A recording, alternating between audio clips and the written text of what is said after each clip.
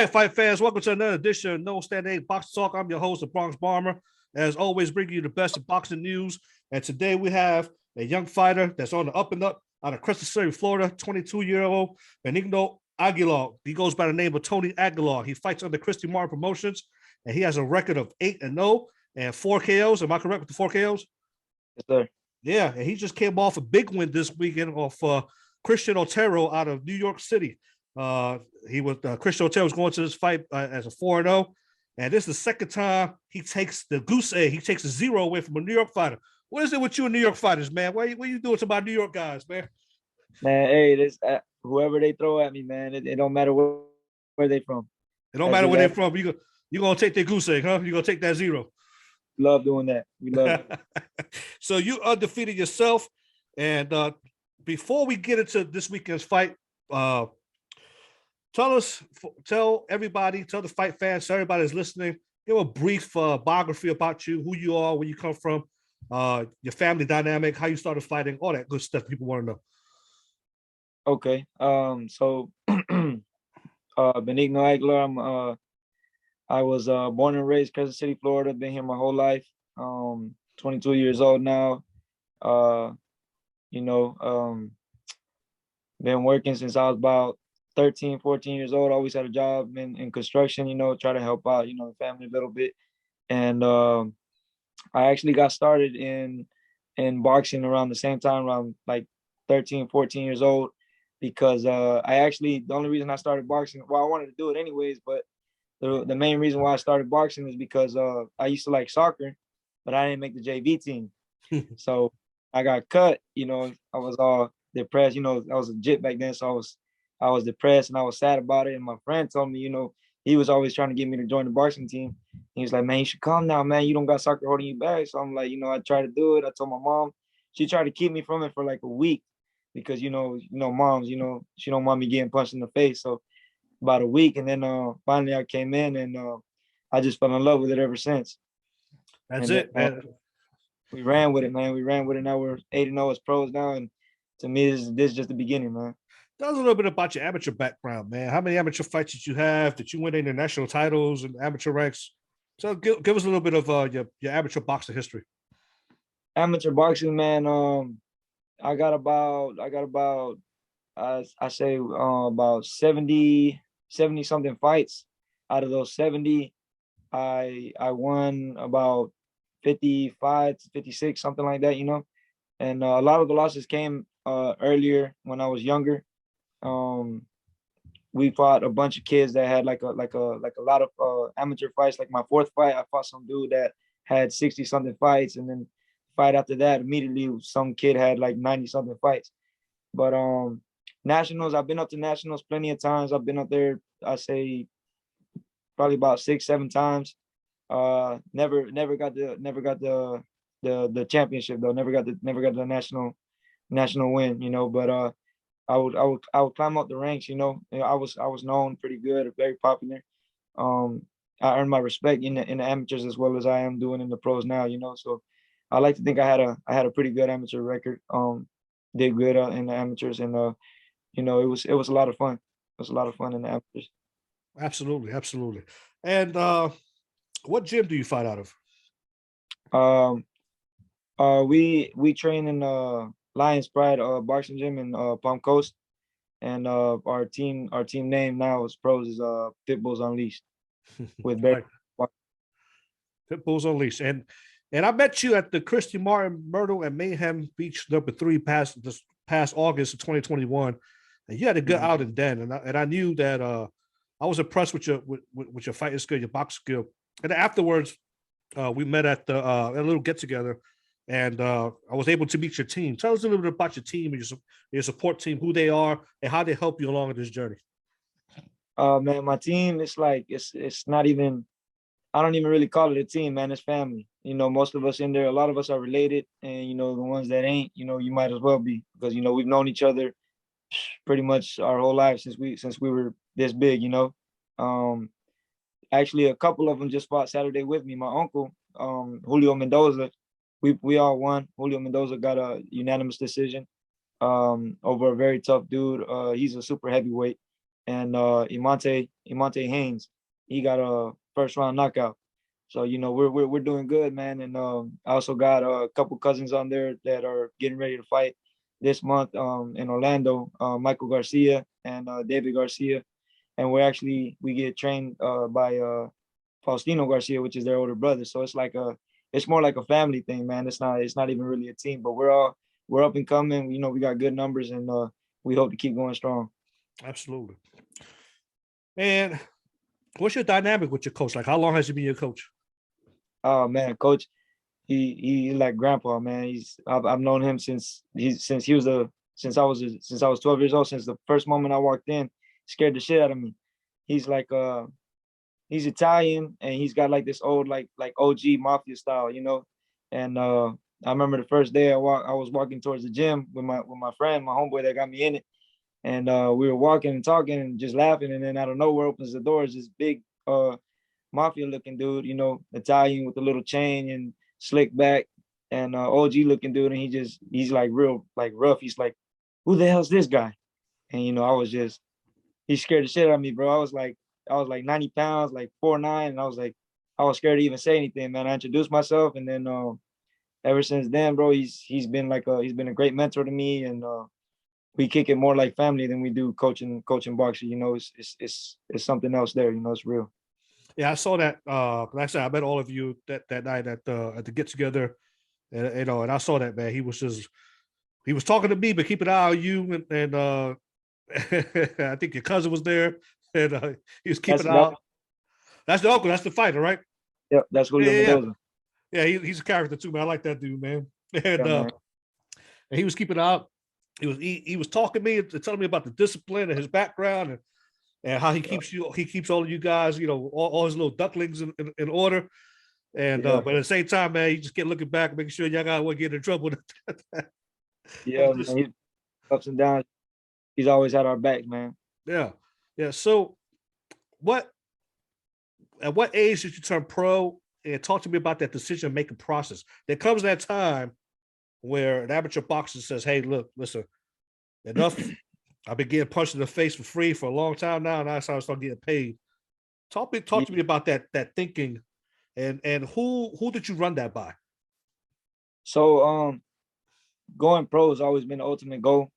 Since I was a kid, I dreamt about it. And coach put the idea in my head also, and he's like, you got the potential to do this, you got the potential to do that, and so it was always in the back of my head. And then one fight, I had taken a little break because I was working over the summer, and then I got back in it, and he put me in a fight. And then before the fight, he was like, I got this opportunity coming up. I got somebody called me about an opportunity to turn pro, and I was old enough at the time, but there was another kid in our gym who was also old enough, and he was like, he was thinking about giving it to him because I hadn't been in the gym, and he needed me to be a little bit more focused and stuff. And instantly I got pissed. I'm like, why the fuck? Why would you give it to him? And I've been in here longer, and you see the work I put in. So we had a little discussion, me and him, and then after he saw my performance in the fight, he was like, yeah, you the right choice. So, that's what kind of like got it started. And then shortly after that, I was 20 years old when we turned pro. Um, we I guess he got in contact with somebody who knew Christy Martin, and she needed a spot for this one fight filled. And I was the main choice in there and then. So we just ran with it, man. He's like, come on, you the one, let's go.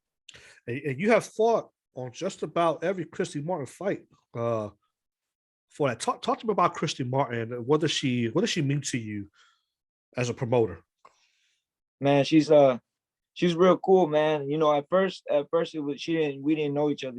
She didn't know me, I didn't know her. I knew like of her, of her like her boxing history and stuff, but I didn't, we didn't know each other personally. So it was just about, just filling the spot that she needed that day. And then after that, once she saw the following that I brought, because I sold, quite a few tickets even for the first fight, she gravitated towards me. And so now, after that, before where it was just, I feel like it was just he can bring a crowd, type of stuff. So she wanted me on the card. now it's different. Now we're signed to her because she she likes my style. She likes the following. She thinks I'm a good kid, and more than a promoter, she checks on me. She texts me and makes sure I'm good, make sure I'm on weight. If I need anything, just I can just hit her up if I need to, and she takes care of us after the fight, man. We don't have to look for her to get paid or nothing like that. Everything's just done deal. Everything's smooth sailing with her, and I just we're blessed to be a part of this journey with her. Wow, thank you for sharing that. And that was I interviewed Christy Martin prior to your fight, and that's her goal as a promoter. Is number one to take care of her fighters because she was a fighter once herself, so she knows how she wanted to be treated, and that's how Right. she wanted to treat you guys. Well, that's good stuff, man. I'm glad you guys have that relationship, and I'm sure that I'm confident that she'll take you all the way if you stick with her. So now let's start talking about this fight game. You're 8-0, you're 4 KOs. When I saw you fought a very tough opponent out of New York. His name was Brian Drogo, representing New York City out of Venezuela. He was a tough out. He was taller than you. He had the longer reach. He had every skill and every asset. Well, let me take that back. He had every asset as far as physical wise to beat you. How were you able to circumvent all that and get the win that night? Yeah, he had a lot of advantages over me, with the height, and he was a little bit bigger as well, and he was pretty fast. He was a tough fighter, but I don't know, man. I guess the being comfortable. I just knew what I had to do, and I had to just be in there and just be comfortable with it, man. I had my head movement going that night real good, and I feel like I was a little bit quicker than him, and then so I feel like that helped out a lot, and me being able to move my head and weave, punches, I felt like it got in his head a little bit. And also I'd play mind tricks with him, I'd taunt him a little bit and kind of get in his head and throw him off of his game and make him fight my game. Like that's Yeah, what I do. I was ringside. Oh I, yeah. yeah, I heard you whisper a little bit. Yeah. I was a little slick. So you do that with every fighter? Like you whisper things into their ear, like you tell them, hey man, you a punk or whatever. Yeah, some shit like that. Like when I'm confident, man, even when I'm not confident, I just I just like to talk shit. That's what I like to do, Yeah, especially if I'm tagging real good. I'm like, oh yeah, you that hurt, didn't you? You yeah. know what I mean? Well, I'll tell you what else got into his head.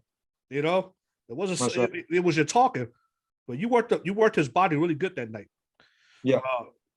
So is that something, with fighters that have 10 fights or less in the pros, I mean that you work on everything, but you can't prepare for fighters because they change. You can't prepare for opponents. Maybe you're fighting a fighter that's has the same amount of fights that you do for fights. There's not a lot of video of them, so you can't do a lot of preparation for them. So you just adjust as you go along during the fight. Yeah. I think I have pretty good ability to just like, adjust to what they got going on. And then as always, when you're getting pressure applied to you constantly, which is what I do, it kind of throws them off their game, and I make them fight my game. So it's if they're not used to that, then it throws them off, and that helps when you want to get the win. And what is your game? How would you describe yourself to the fans as a fighter? Are you a puncher? Are you a boxer puncher? Are you a slickster? Are you a brawler? Just describe your fighting style. I feel like I'm a little bit of everything, man. If they want to bang it up, man, I'm down with it. I could bang. I could get inside on them. I could work the outside as well with the jabs. I got crazy head movement. I barely get touched. I just fought Saturday and nothing. You know, I feel like I up with Hey, whatever. so I also saw that you're very proud Mexican heritage. You wrapped the Mexican flag. You came in with the big sombrero into the ring. What does it mean to you to be a Mexican boxer, and what does the pride of being a Mexican fighter? How does that motivate you? Man, to me is everything, man, because that's what I am. That's what my family is, and I couldn't be prouder. I wouldn't want to be anything else. And my people, they work hard, man. I've worked with Mexicans my whole life, and just seeing them out there in the field, you know, in the construction and doing whatever they do, they go 100%, you know, whether it's for them, whether it's for their families, you know, whatever the case may be, they put their all into it, and that's just I'm just happy to be able to part of that and happy to represent that, especially because my parents, you know, I'm Mexican raised and Mexican offspring, so being able to represent that, I'm also representing my family, you know, everybody here, you know, and my people that are over there as well. Exactly, man. And you mentioned earlier you work in construction. You mentioned that you just work. That's just who you are. That's just talking to you in the few times I talk to you, it just seems like there's just work and boxing. It's not time for anything else. Talk to me about that, and I would assume, I would think that as you start to go up in the ranks and you start to fight tougher fights with tougher opponents, eventually you're gonna have to let construction go, right? What's the plan? Well, talk to me first. How do you do it? How do you work an 8-hour day and then get prepared to fight? Man, for as long as I remember, I've been working 10, 12-hour days, and then I'll go in, I wake up 4 in the morning, go in to work at 5, 6 or whatever. And then as soon as the sun comes up till the sun goes down, and then as soon as I leave work, I'm headed straight to the gym for another 4 or 5 hours, you know, just to get the work in, putting in overtime every day. I don't get home sometimes till like 10, 11 at night, you know. It's tough. It really is tough. You don't have time really for much else, you know, especially, you know, I'm young. So, you know, people, you know, I got friends that like to go out and stuff, and, you know, I got to say no to all that because I got to go to work the next day and I got to train, you know what I mean? That's the ultimate goal, is to be able to just 100% do boxing where I don't have to work. I'm a hardworking man, but I don't like to work, man. I'm lazy. I want to be able to make money doing what I love and not have to get up every day and go to work, you know? And it's hard because at the construction site, you see guys that maybe I've been on a lot of construction sites, and man, you get some guys don't have the physique of a fighter, so there's temptation to not follow a diet. There's temptation to maybe not, you know. So do you meal prep? You do all that stuff, and you just take it with you, and No, man, honestly, I don't even much diet, to be yeah, honest with you. you're I just so don't, I active don't, that yeah, I just do so much like after work, like, you know, being out there when it's hot in the sun, you sweating all day anyway. So it's yeah. like helps a little bit as well. But then afterwards, you know, I go and I run 5, 6 miles a day, and that just keeps the metabolism going after running and doing the workouts and sparring and bag work, all that. It's like with me, I don't really the dieting it's not that much anymore. I don't have to diet that much anymore. I'm blessed. You know, Yeah. it's a Well, you're a good fighter. You have the potential to be a great fighter. You have all the skills, and obviously, it sounds like you have the work discipline. So, what's the plan? What's Christy saying? What's your coach saying? What's the plan to elevate you to that next level where you can focus 100% on boxing? oh man, we got some big plans this year, man. Actually, you know, we're moving up in the ranks, you know, and we just for now we just gonna I want to keep taking O's. That's what I feel like is gonna get my name out there, and that's what I tell my coach and Christy and them. Christy, you know, she wants to take things a little bit slower. You know, she wants to move up a little bit slower. And coach, he sometimes worries about me too, but I'm like, let's just do it. You know, let's see what we can do with it. You know, and hopefully this year maybe we get a couple big fights this year. Couple talks about some Showtime fights. So you know, hopefully that works out good, and I represent well and I get noticed. You know, Yeah, that that was going would to be be my next question. When are you going to put your face on TV? And yeah. yeah, I mean, you can fight. You're a good looking kid. You express yourself well. I mean, you're made for TV, man. Yeah, hell yeah. I feel like I've been ready for TV, man. It's being delayed, man. I don't know, you know what I mean? I can't wait to get there. But we got some opportunities coming up and some big fights coming up, you know, that we've been in the works right now. We're gonna be hopefully on Showtime here soon, maybe within the next month or so. Yeah, that division that you fight in at the very top level got some bangers, man. Oh yeah.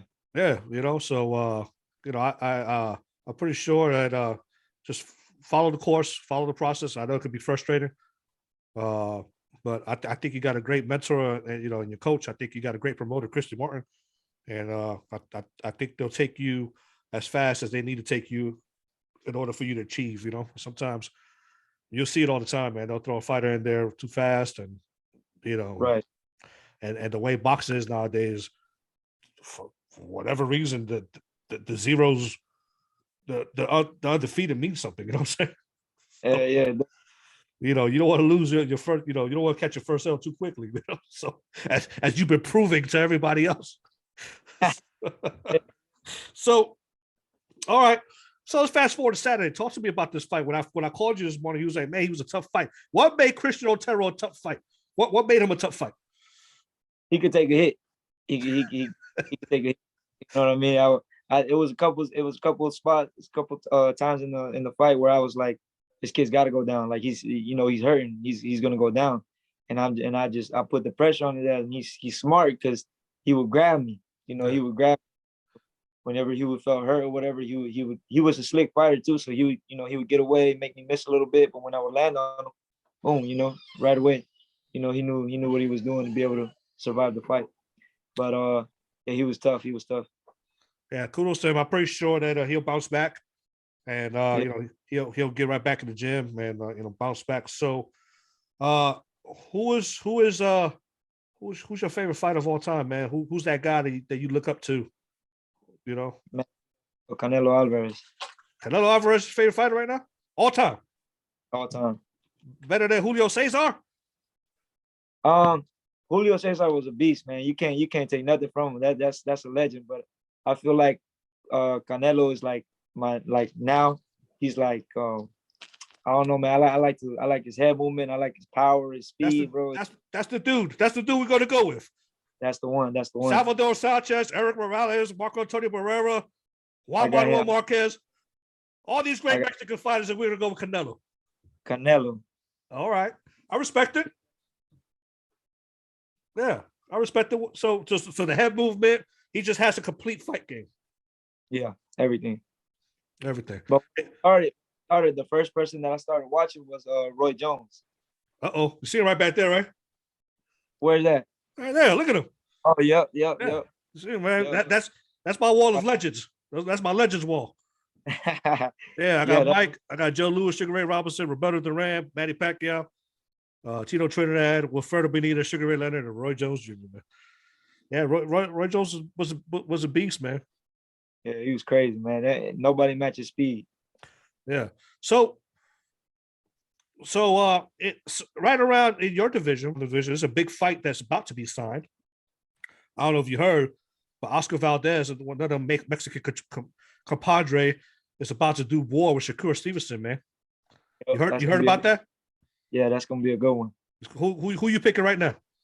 Man, I gotta go with Oscar. Gotta go with Oscar. Come on, man. Even though he had his last fight, I don't really know about the last fight, but I feel like he's a stronger puncher. Yeah.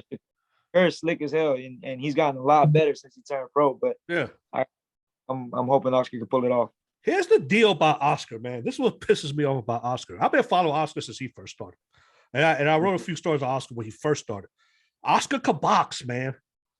Yeah, people don't know that because he goes in there and he bangs it out every time, but he doesn't need to do that because he could really box, man. He does not. I don't know what is it with the Mexican pride. You guys want to get in there, show your true Aztec warriors, and you just. But he doesn't need to do that. Yeah, and neither do you, because you're a good boxer too. Right. Thank you. Yeah. All right. Well, you could ahead a little bit more. Yeah. You gotta stick with Oscar Valdez. I respect it. I'm gonna hold off our prediction for a little while and see how all this stuff plays out, man. But based on the last fight and based on some of the distractions coming from Oscar's camp, man, I'm inclined to pick Shakur Stevenson, man. But only time will tell. Time will tell. All right. So tell us, man, what's next? What's next for you? Like, when's the next time we're gonna be able to see you fight? Yeah, so like I said, the next month, I think we have something planned for next month right here in Orlando. Somewhere around the 20 something, I think they told me. That's the one that, hopefully it will be the Showtime fight. Okay. Hopefully we get to make that happen. All right. Well, let me know, man, and I'll see if I can make the drive. I live in North Carolina. I don't live too far. It's 8 hour drive to Orlando, man. And Oh, yeah, I'll make the drive, man, and go catch a fight. All right, man. Well, there you have it, folks. You have Tony Aguilar, 130-pound, 22-year-old, 8-0, 4 KOs, fight out of Crescent City, Florida. Just got a big win this weekend over Christian Otero. He fights for Christy Martin Promotions. He's looking to do big things in boxing. Hey, let him know where they can find your social media. social media. My Facebook is Tony Aguilar, and Instagram and everything else is Tony_Aguilar 99. Real basic. Everybody find me. You know what I mean? Simple. And All right. just let everybody know just to be on the lookout, man, because we coming up. We just getting started. Remember the name. All right. Give him that name one more time so I don't butcher it. Beningno Aguilar. Beningno Aguilar. On most posters, you will see Tony Aguilar. It's the same. It's the same dude, man. 8-0, and you're gonna get a good fight wherever he fights. Follow him on social media. He's like I say, he's promoted by Christy Martin Promotions, and you're gonna see some good things. Keep an eye out for this kid. Hey, thank you for your time, man. Yes, sir. Yes, sir. I appreciate you calling me. All right, no worries, man. Good luck to you.